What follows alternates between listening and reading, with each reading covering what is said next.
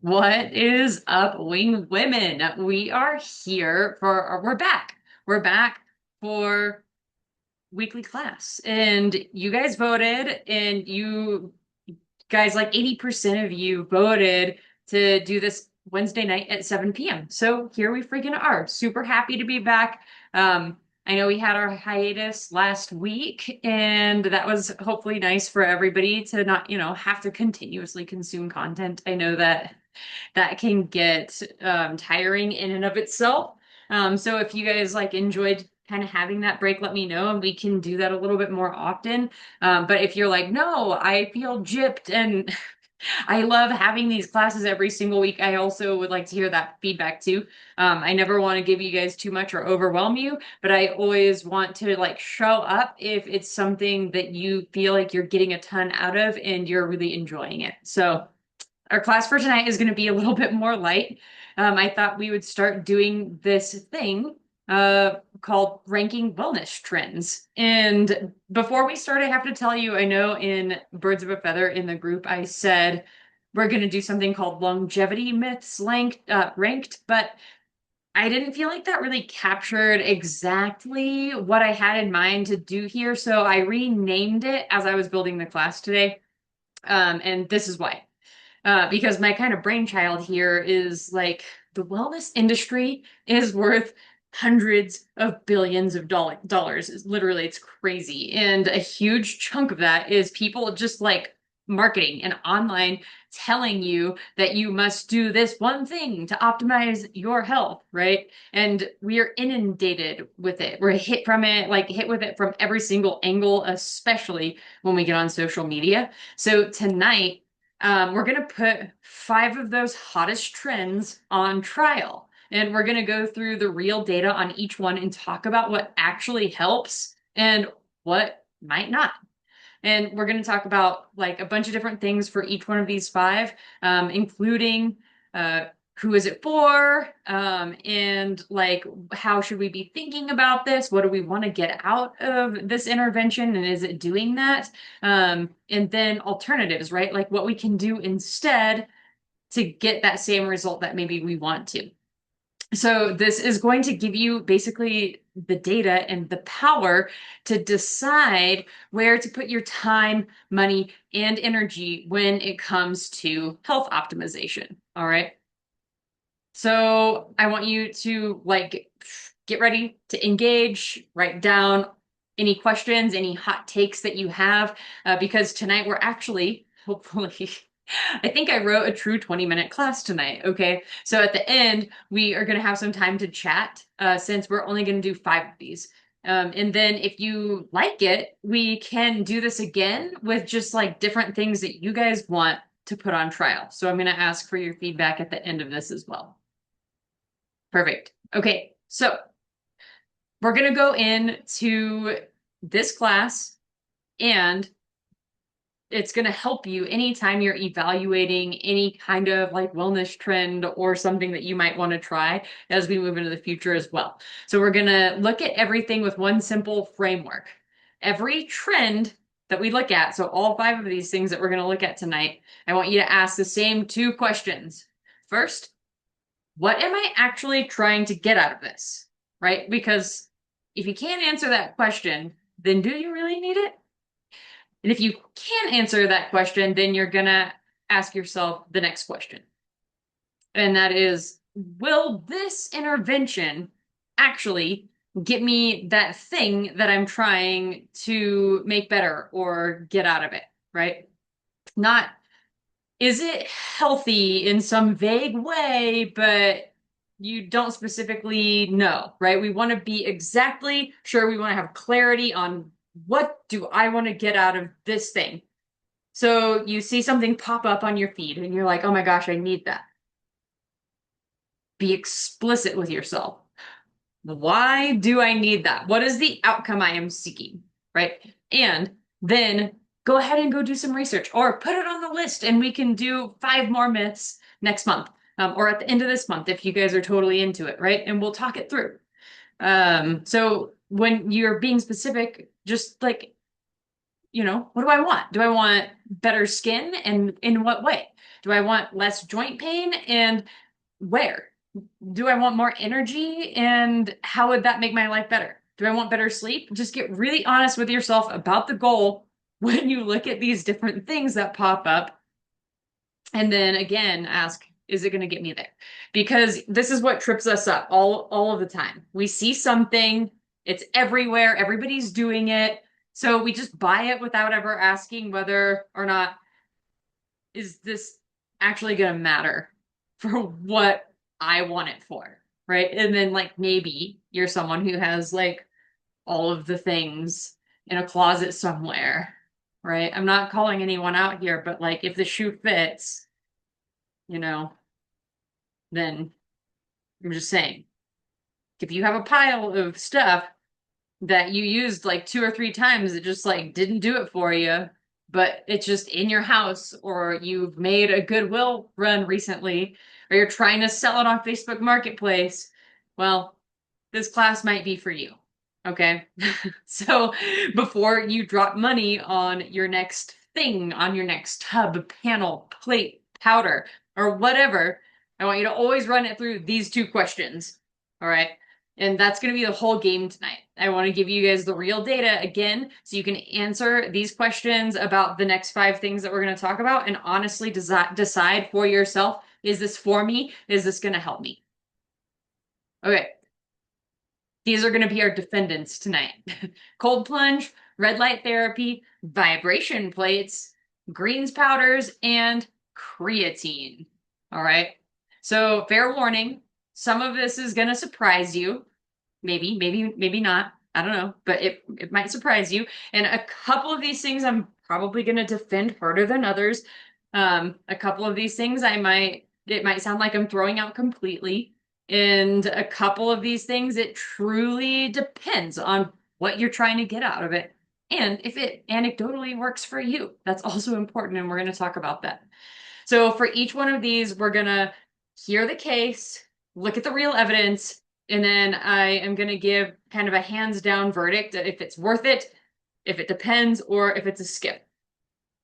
And first on the stand is cold plunge. Okay, so again, you're looking at this intervention and you're asking yourself, what am I hoping to get out of this? Okay, because for this one, that answer completely changes the verdict, right? So I'm like, okay, this one depends. That's the verdict, is depends.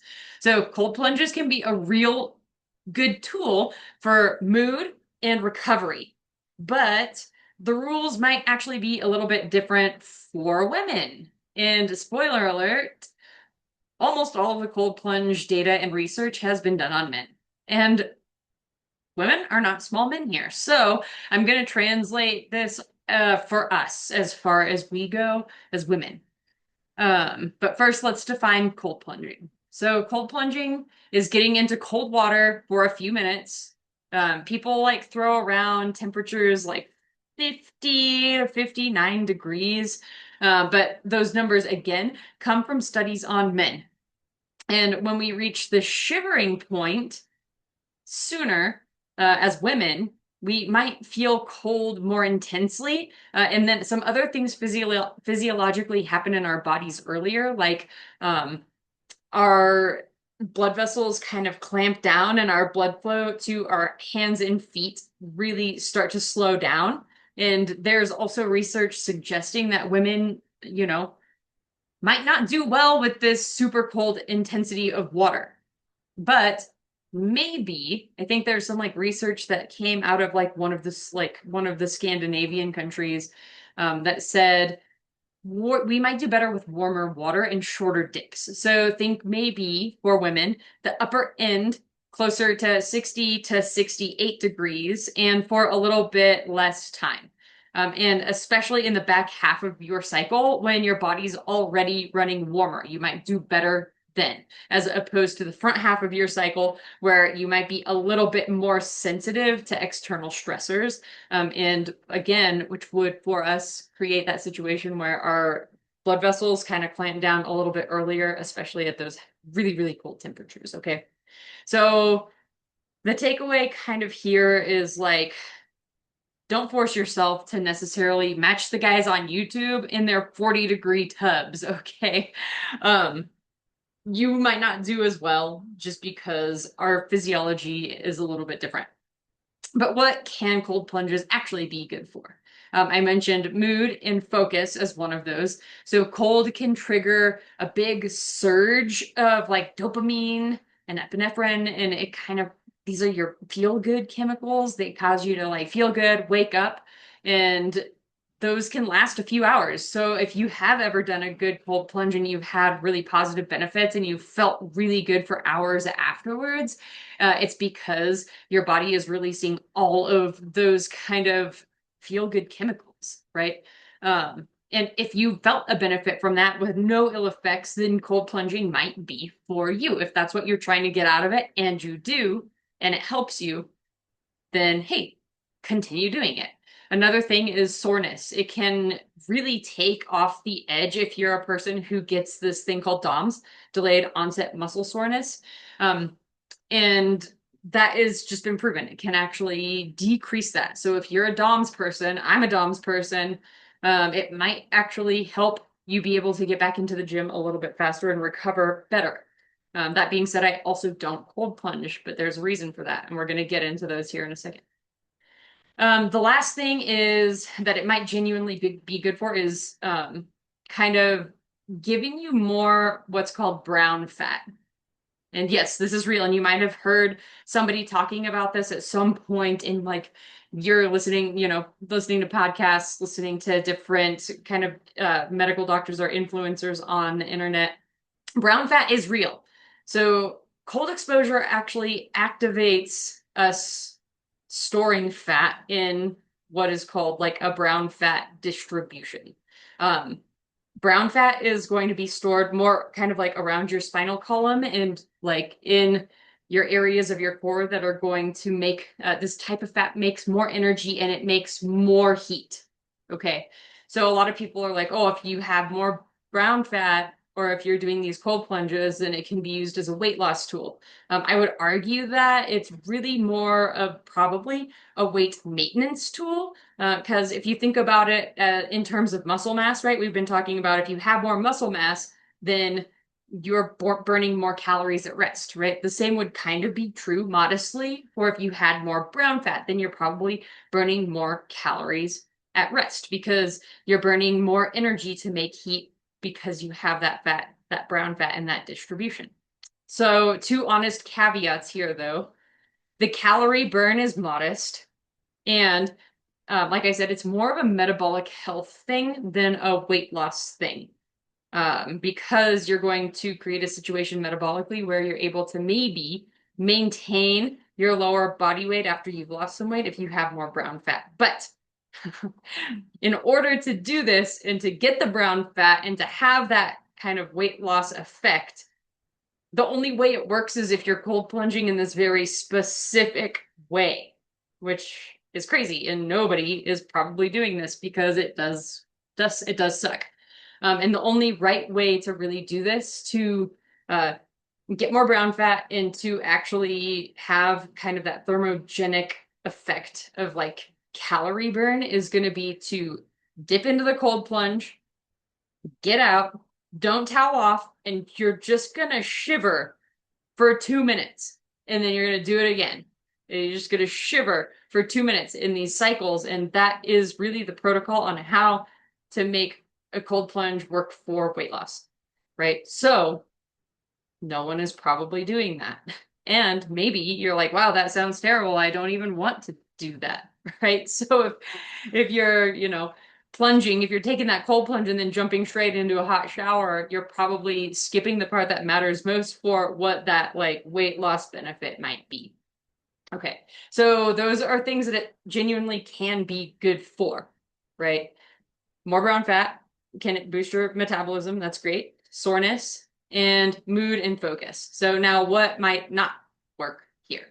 Muscle gains. So this one's a little bit nuanced as well. But yeah, you might have heard that cold plunging right after lifting can slightly blunt muscle growth, and that is real. But how much? The effects are pretty small, but we kind of have this like thinking about the trade-offs here. Um, for women, right? And especially for women in their 40s and 50s. So past your first year of lifting, women can really be scraping by for every bit of muscle that they get after that. Like you might be lucky to gain 2 to 3 pounds of muscle, maybe 4 pounds of muscle in a year after those initial kind of baby gains. So that being said, that small, modest blunting of muscle protein synthesis, if you're plunging right after you work out, might matter.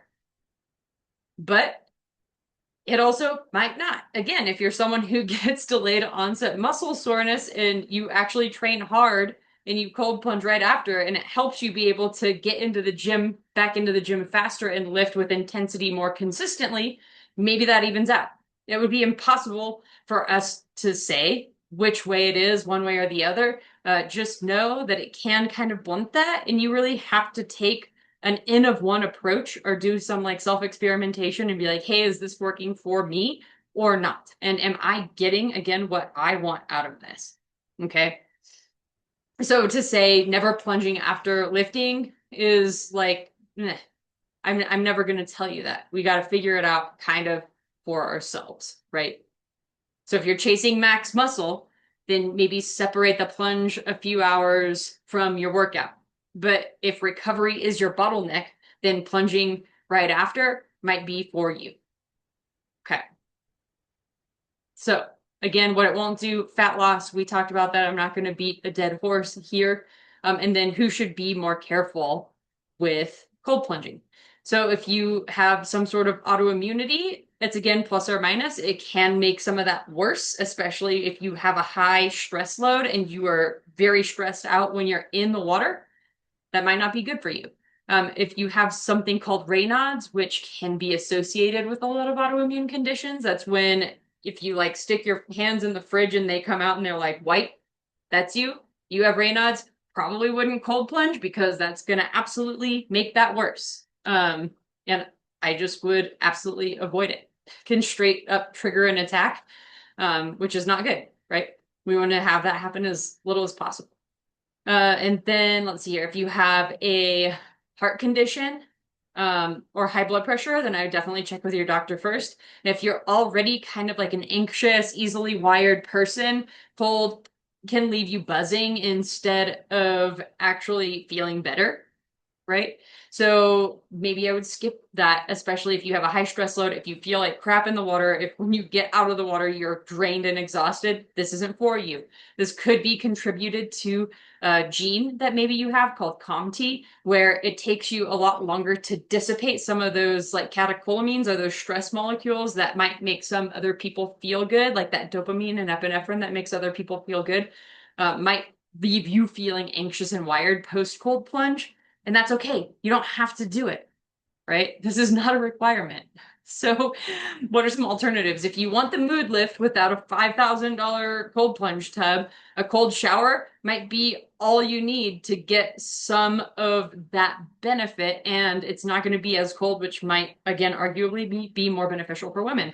Or you go do intervals on your bike or outside running. I program those in for you guys when you're ready for them. And that high intensity burst of exercise can really be beneficial to you as well as far as mood and focus go. So want recovery? Hey, we're doing it already, right? Sleep, carbs, adequate calories, and protein is going to beat cold plunge for recovery every single time. And then you want the discipline win, right? Like the focus, the like focus that you can get. Mindfulness meditation or sticking to any daily habit consistently counts. So again, verdict, worth it if you enjoy it and it's giving you the benefit that you want. Maybe I would go aim for a little bit warmer and shorter than the bros and end on cold, and don't rescue yourself if brown fat is your goal. And then skip it or go gentle if you have Raynaud's or an autoimmune condition, or if you're already anxious, or you're just frying. Okay. Or you're only doing it because you think it burns fat, but you're not doing it in the way to burn fat. Then yeah, just skip it. All right, next one. Red light therapy, second dependent. And this one actually, when I was doing my research, does real things. And then it gets sold also for a bunch of stuff that it doesn't do. So we're going to cover it all. So heads up, a couple of the biggest oversells are aimed at women, typical, right? So what is red light therapy? Red or infrared light panels, that you might have seen, everywhere, or like people wearing those masks all the time, like everyone that has a podcast, or a big social media presence wearing the mask. So that light gets actually absorbed into your cell's little energy factories called the mitochondria and nudges them to make more energy and calm inflammation. So that part is real, and it's the leap from that where the hype lives. So we have that part, and then we have the fringe. But what is the real part? What is this actually good for? So skin. The most proven use for red light therapy is for skin. It boosts collagen, softens fine lines, even tones the skin, different tones of the skin. So if you have like melasma, stuff like that can really help. And it's really safe. So here's a real win for women. After menopause, estrogen drops, your skin loses collagen fast, and red light is one of the few at-home tools that can actually help rebuild some of it. All right, and then joints. Solid evidence for arthritis and joint pain. A review of thousands of knee arthritis patients actually found less pain and better movement with red light therapy. Nerve pain, promising for that burning, tingling kind of pain, like neuropathy that comes with diabetes. And then injury recovery, good support for cranky tendons, tennis elbow, Achilles, rotator cuff, plantar fascia, all those things can have really good responses with red light therapy. Sleep. This is a nice surprise when I was doing my research for this. A trial showed better sleep and higher endogenous melatonin production, which means what your body's making on its own from your pineal gland up here with red light therapy. I thought that was super interesting. But now, what it won't do, the oversells, and notice how most of these are targeted at women. So saying that red light therapy melts fat. Nope, not approved for fat loss. It only shrinks fat cells temporarily, apparently, but it doesn't touch any of that deep belly fat. And the most you'll ever see is like a small change in like waist circumference, potentially. But really, they are only seeing those changes alongside nutrition and exercise interventions. So, what is it from? The red light or the diet and exercise? Probably the nutrition and exercise. The next fringe claims are like it fixes your thyroid and balances your hormones, whatever that means. This one gets pushed really hard at women with thyroid issues like Hashimoto's. Um, and those are kind of more common in us, right? So, of course, when they're making these claims, it's going to target women. But it's not an earned claim and is maybe emerging at best, but I couldn't find any true clinical evidence or randomized control trials that says this should be a replacement for real thyroid care. Okay. Whole body detox. Again, nope, not stevia approved. Buzzword soup, no real evidence. Okay, risks. Red light therapy is generally safe. There's basically no downside. And all you got to do is basically just kind of like make sure your eyes are protected if you have like high intensity panels. And the real catch, though, is that the device and the dose matters. Yes. A proper clinical panel is not the same as a $20 wand off of Amazon. The $20 wand off of Amazon might do nothing. So do your due diligence and make sure if you're going to do something like this, you're buying something that is actually the appropriate dose, or a brand that is trusted to actually do the intervention. I want to see if like someone just dinged in here, maybe. Nope. Okay. Sorry, I can't see everything all the time. Go figure. Don't you wish, though? Okay. So, better alternatives by goal, or different alternatives by goal. So, if your goal is better skin, then we can do things like retinoids, daily sunscreen, and again, moisturize, moisturize, moisturize. Get that moisture lock in, right? Within 3 minutes of getting out of the shower, lotion all over your body that helps that moisture lock. If your goal is pain relief, then physical therapy and actually movement is going to help probably more than red light therapy. Sleep, morning sunlight and screen hygiene, sleep hygiene is probably going to help a lot more than the red light therapy. So verdict again on this one depends. Worth it if you're worth it probably for your skin. I think that's the most compelling thing to maybe use red light therapy for menopausal skin, plus maybe joint and nerve pain, maybe some recovery, maybe some sleep can be something like, hey, if those are the outcomes you want, if you have the bandwidth to be able to afford a device that is actually going to be the right dose, then go for it. But if you're like, hey, I'm trying to do this for my hormones or for fat loss or my thyroid health, no matter how confidently someone is trying to sell it, just skip for now. The evidence is not there, at least not yet. All right, next, third defendant, greens powders. You know, the athletic greens pouch every influencer on this earth is holding up right now. So again, ask yourself, question one, what am I trying to get out of this? Usually maybe the best answer with greens powders is just to be healthier and cover my bases, which is pretty vague, right? So, well, let's see if it actually does that. So what is greens powders? If you don't know, just a daily powder with like maybe 75-ish vitamins, minerals, probiotics, and adaptogens that you just like mix into water and drink. These usually aren't super cheap, maybe run about $80 to $100 a month. And the kernel of truth here that we're looking at is it does contain some real vitamins and minerals. Okay. So if your diet is lacking, or if you have like been diagnosed with some sort of mineral deficiency or vitamin deficiency, or you're on a trip and nutrition is suffering, this could be a good option. And honestly, some people just kind of love the ritual of it, and it gets them to drink a big glass of water in the morning. So maybe it's a little bit of a twofer, and maybe it tastes fine. I don't think so, but maybe it does. Maybe you found one that does taste fine, and you like it, right? If that's the hook that like builds a good habit in the morning, then A-okay, go for it. Keep it in there. But be very clear about what this is and isn't doing for you. So what it isn't doing, replacing vegetables. Okay, the actual whole food and greens doses in there are very, very tiny, and it's not 5 servings of vegetables in one little tiny scoop.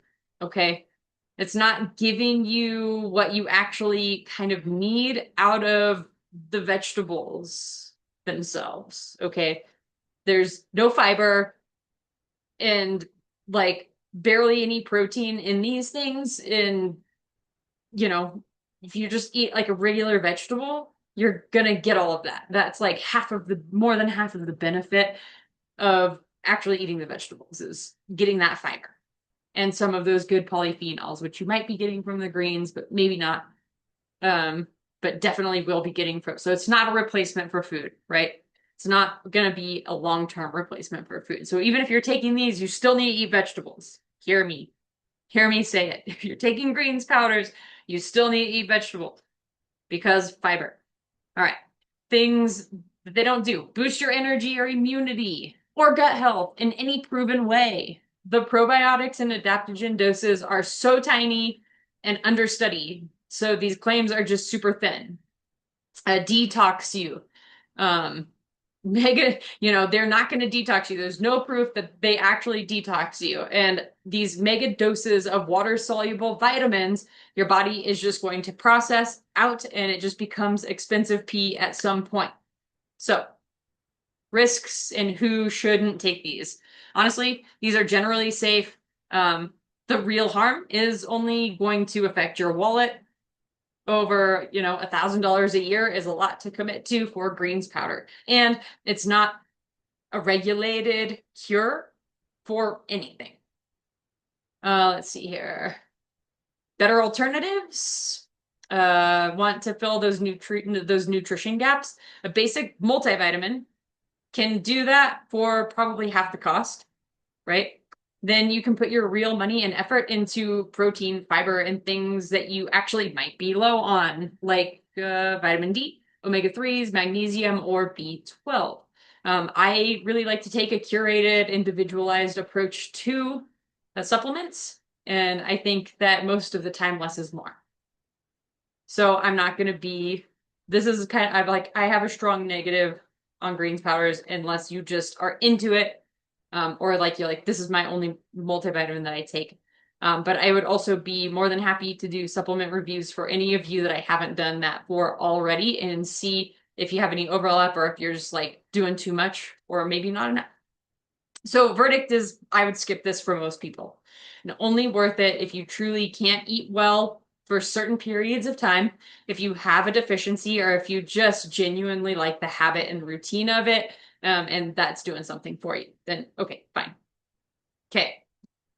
Fourth defendant, vibration plates. And full transparency, I dug into the bone claim deep for this class because I'm a really big naysayer on this. And I was right. It doesn't really hold up. So let's talk about this. So wait, what is a vibration plate? If you don't know what a vibration plate, you probably live under a rock, right? Some of you are like, I don't know what a vibration plate is.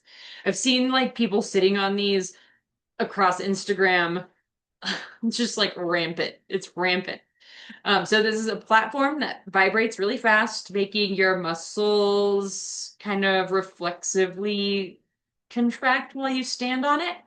Um, but what's actually happening here, like what are you actually getting out of this, is probably a little bit less than the big, maybe a lot less, my opinion, than the big claims on the internet, right? So maybe you're getting a little bit of help with balance and stability from these things, which does matter for fall prevention as we age. So maybe this is a little bit of like some good balance training. Maybe we're implementing it for that. If you have one of these, it's not like throw it away, right? Like just know what benefits you're getting out of it and what maybe you're not. So for balance, I think this could be something. Okay. And let's see here. What else? It's gentle. It's a gentle on-ramp to movement if your joints, energy, and your mobility are limited.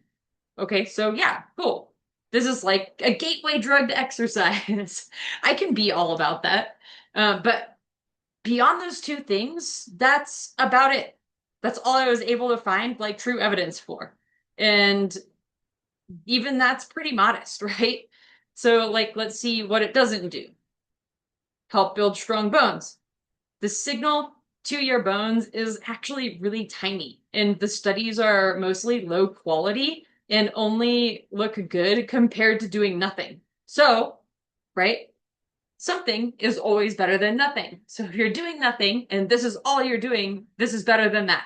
But it is not even giving you as much benefit as walking, or maybe just as much benefit as walking. Lifting is going to be king here. It's going to be the best thing you can do for it. And or actually jumping and putting a load on your frame. Okay. So if bones are not your goal, which it should be for everyone, but you're like, my goal for vibration plate is detox and lymphatic drainage. I hate to tell you, it does not detox you, and this has not been scientifically proven. There have been no studies that show this is actually a benefit. Okay, so nothing detoxes you as well as your own organs. And maybe the vibration plate might nudge fluid in your lymph around a little bit, but is not like flushing your toxins to detox. This pitch is basically mostly marketing, not real, and hasn't been proven. Okay. Fat loss and cellulite and calorie burn. Nope. No meaningful effect. So shaking the fat off isn't a thing. I thought we learned that with the shake weight, but apparently we have not. All right. Should this replace exercise? No. But is it better than nothing? Yes. So risks and who should skip it. Anyone with heart conditions, pacemakers, uncontrolled blood pressure, osteoporosis with fractures. I actually disagree with that because something is always better than nothing, right? I think that this is just like an abundance of caution thing when I was doing this research. So as long as like, you're supervised, you have someone around and you are not like at risk for falling, maybe you have something there so you don't. This probably would be beneficial. I think that we we kind of like approach women who have osteoporosis with kid gloves a little bit too much. We need to probably under some kind of supervision.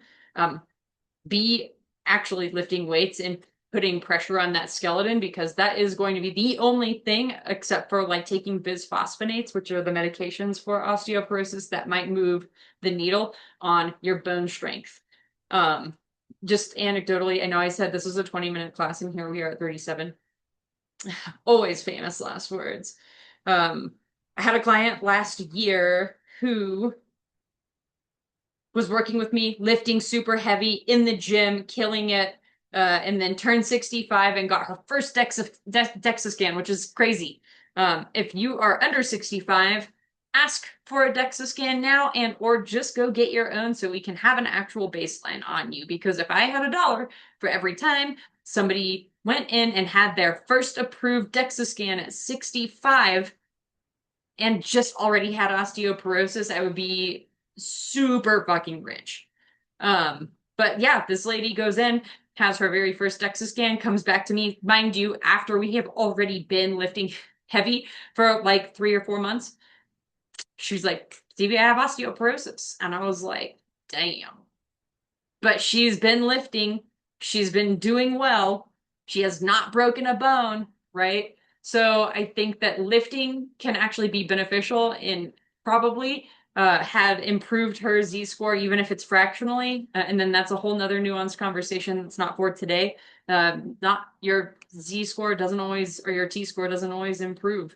When you lift, it's actually that cortical bone that the DEXA is not reading that improves, which is going to still give you more bone strength. So we were absolutely doing that for her and probably just making her bones stronger and making that more safe for her and for the rest of her life. So I don't think we should always, that was a really big rabbit hole. Sorry.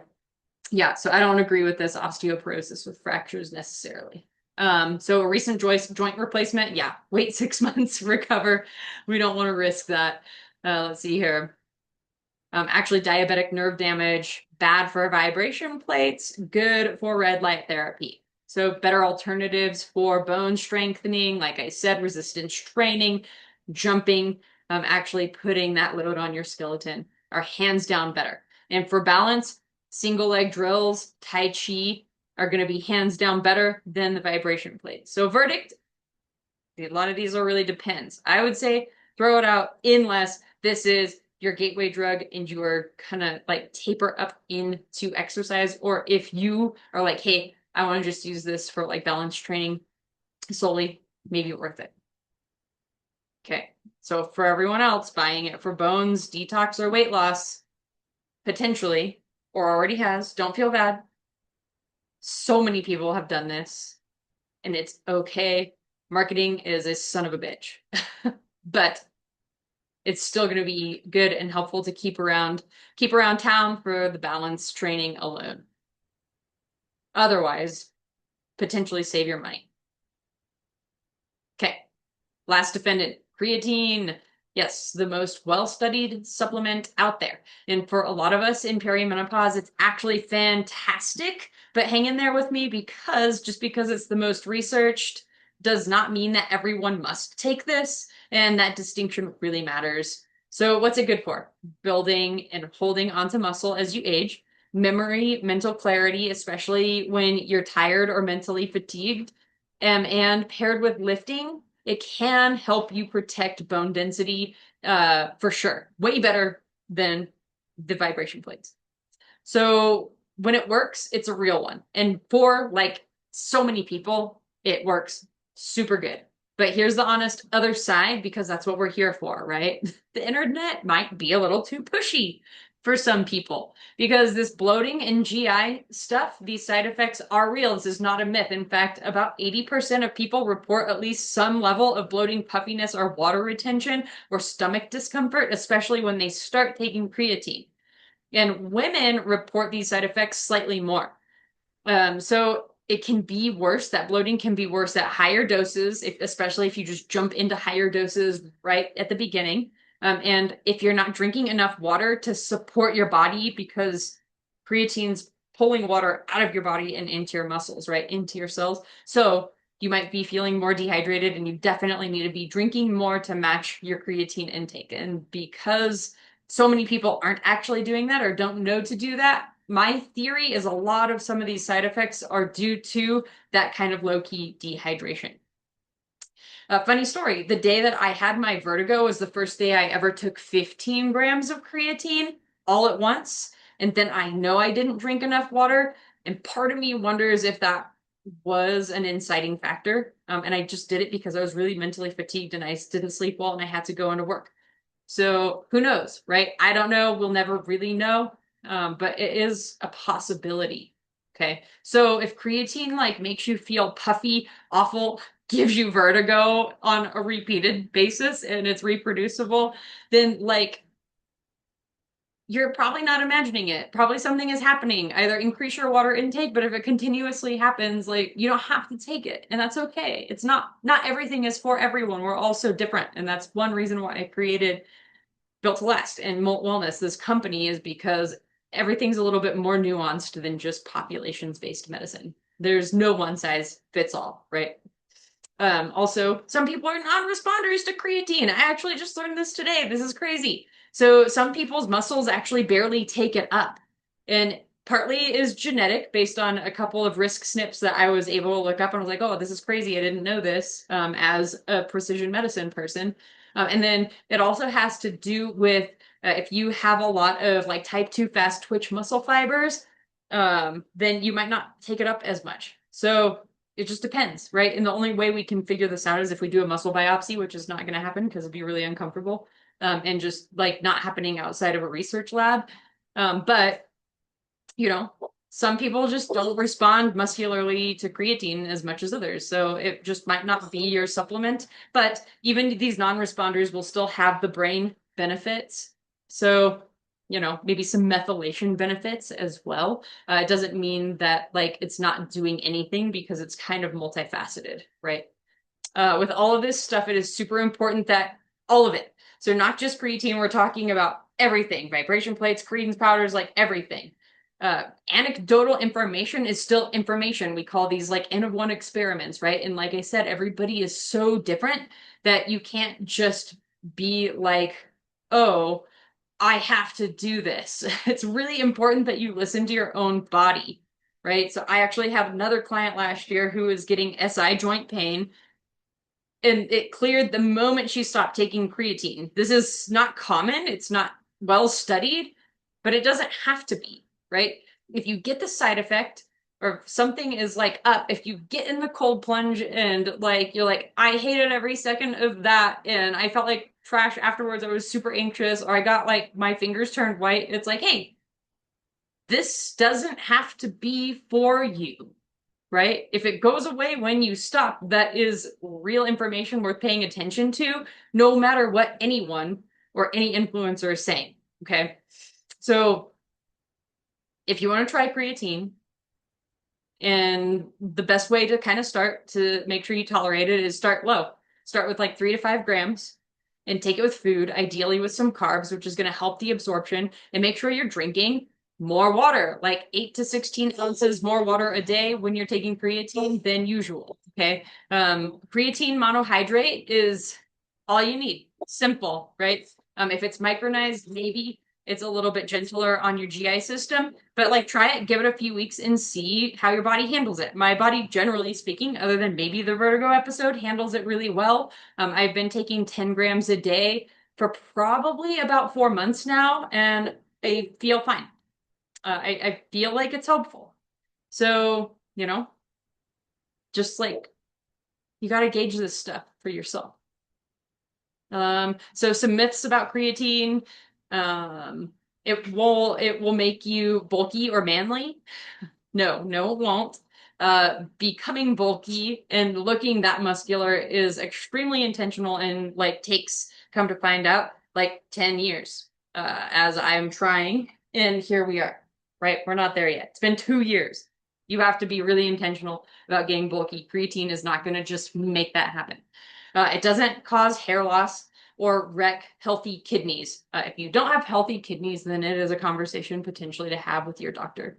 Although the more kind of I look into it, the less I'm like, okay, maybe, we could push this a little bit further, but like, what's the point? So always, always, always talk to your doctor.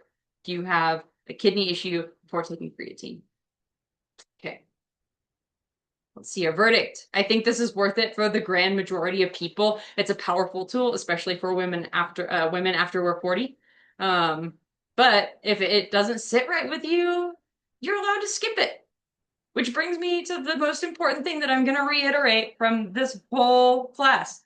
None of this is a requirement, not creatine, not a cold plunge, not one single thing we talked about tonight. Okay? There is no wellness trend that you have to do.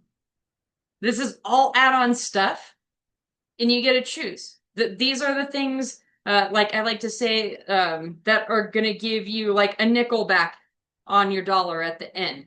Whereas the things that are going to give you like 75 cents to a dollar back at the end are the things that we're already doing here in this program, right? The boring freaking basics. Those are the things that run the show. Lifting, walking, protein, sleep, stress management, and surrounding yourself with people you love are going to beat out all of these wellness trends hands down every single time. They're going to get you 90% of the way there. And the rest of this is the 10% that you get to choose if it helps you or not, depending on what you want it to do for you. Okay. So if a trend helps, enjoy it. If it doesn't, drop it and don't look back. You are the boss of your own body. You're the boss. Okay. So let's bring it home. 3 things that I want from you, and I want you to actually post them in birds of a feather so that we can all see them because this is so much more fun when we do it together. Number 1, tell me one thing you learned tonight that surprised you, or a trend that you realized you'd fallen for without even thinking about it. Zero shame. We've all bought into something. I wish I could think of something really good that I bought into. I know there's probably a million things that I literally have around my house. I'll come up with one for the next time we do this. That I'm like, yeah, I never use that anymore, right? I'm also guilty. So if you think of something, share it with us. I want to know. I want to know. We need to talk about this stuff. It's so good. 2, did you like this format of going through 5 things and kind of like putting them on trial? Because if you did, I will 100% do a round 2, just say the word. And number 3, if we do run it back, what 5 things, or if you have a thing that you would want me to put on trial, what should we do next? Sauna, collagen mouth tape, CMOS, whatever is like cluttering your feed right now, drop it in the group and then we can build the next 5 things around what you're actually curious about. And I will try my best to do it in 20 minutes. Okay, so don't forget, we're going to get back on goal setting Sunday. I know I fell off the wagon on that. I fell off the wagon on that. So I'm going to be posting goal setting Sundays again starting this week. And next week, we are going to be talking about macros and movement in class. And what else? Yeah, don't forget to do your check-ins. And I will talk to each one of you in some form tomorrow because it's check-in day. Love you guys so freaking much. And I will catch you all tomorrow. Bye. Stop sharing.